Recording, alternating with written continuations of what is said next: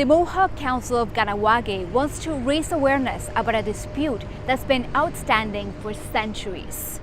It's a land claim spanning almost 24,000 acres on Montreal's South Shore. It covers several municipalities, including Sainte-Catherine, Delson, Saint-Constant, and parts of Chateauguay.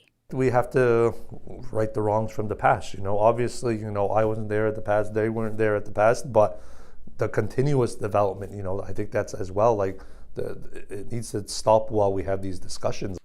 The Band Council and the federal government have been negotiating the claim for more than 20 years.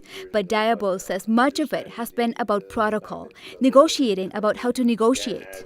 To understand where all of this comes from, you have to go back, way back, before Canada became a country.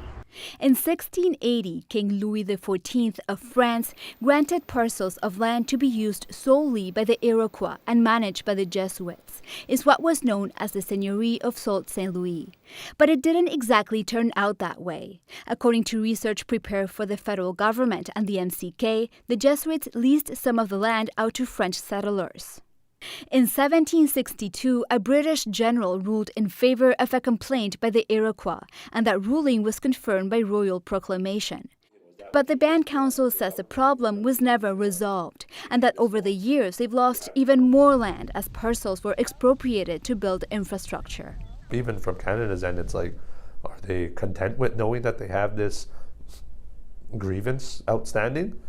As they try to talk worldwide about injustices and all that, they need to look into their own backyard. This professor, who specializes in Indigenous rights and dispute resolution, says these situations are all too common in Canada, though some cases have been settled. One possibility is that the federal or provincial governments, if they have available land, they make that available as substitute or alternative lands. That's a possibility, and that's been frequently used. Coyle says other options could include financial compensation, which the MCK says it doesn't want. And while there's no precedent for the expropriation of private land in Canada, Coyle says the courts have suggested it should be considered. We're not monsters at the end of the day, even though historically that's what happened to us. People moved in and then removed us from our areas, then said, no, you can only stay here. We're not like that. We don't view it in the same way. It's how is this transition going to happen? In a statement, Crown Indigenous Relations and Northern Affairs Canada says that Ottawa has been working with the Mohawk Council of Kahnawà in the spirit of cooperation and partnership to resolve the outstanding grievance through confidential negotiations.